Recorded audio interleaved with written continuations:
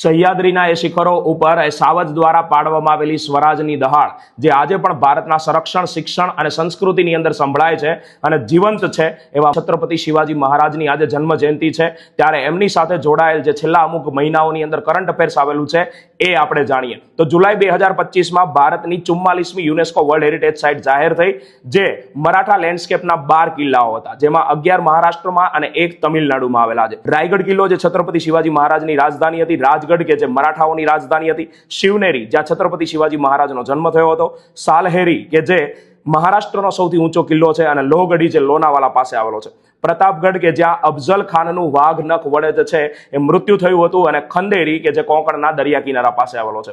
સુવર્ણદુર્ગ કિલ્લો કે જે સમુદ્રતલ શિવાજી તરીકે ઓળખાતા મરાઠાઓના પ્રથમ એડમિરલ એટલે કે નૌકાદળના સેનાપતિ કાન્હોજી આંગ્રે દ્વારા જે છે એ સ્થપાયો હતો, જેમને સમુદ્રતલ શિવાજી તરીકે ઓળખાતા હતા.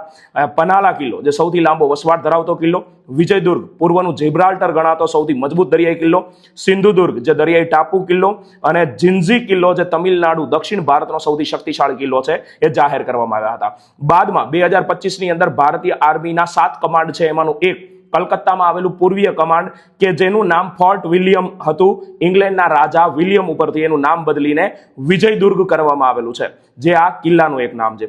ત્રીજું કરંટ અફેર્સ આપણે જોઈએ તો લદ્દાખના પેંગોંગ ત્સો લેકમાં ડિસેમ્બર 2024માં આપણે ભારત ચીનની જે લાઇન ઓફ એકચ્યુઅલ કંટ્રોલ છે ત્યાં 14,300 ફૂટની ઊંચાઈ ઉપર ભારતીય આર્મીના ફાયર એન્ડ ફ્યુરી કોર્પ્સ દ્વારા આપણા છત્રપતિ શિવાજી મહારાજની ભવ્ય પ્રતિમાનું અનાવરણ કરવામાં આવ્યું છે. અને છત્રપતિ શિવાજી મહારાજના એ વાઘનખ લંડનના વિક્ટોરિયા એન્ડ આલ્બર્ટ મ્યુઝિયમમાંથી પરત લાવવામાં આવ્યા હતા જુલાઈ 2024માં. એને સાતારામાં પ્રદર્શિત કરાયા હતા અને ફેબ્રુઆરી 2025થી એ નાગપુરના સેન્ટ્રલ મ્યુઝિયમ ખાતે શિવશાસ્ત્ર શૌર્યગાથા પ્રદર્શનની અંદર, અને 2022માં ભારતીય નૌકાદળનો એનસાઇન એટલે કે ચિહ્ન જે છે એ વાદળી અને સોનેરી રંગનો અષ્ટકોણીય કરવામાં આવ્યો, બદલવામાં આવ્યો, જે છત્રપતિ શિવાજી મહારાજની રાજમુદ્રાથી પ્રેરિત છે. તો છેલ્લો એક પ્રશ્નનો જવાબ તમે મને આપતા જાઓ. ઇન્ડિયન નેવલ સ્ટેશન શિવાજી જે ભારતીય નૌકાદળનું પ્રમુખ તાલીમ કેન્દ્ર છે, એટલે કે આપણા નેવીના જેટલા પણ જવાનો આવે છે ત્યાં તાલીમ લેવા માટે જાય છે, ક્યાં આવેલું છે?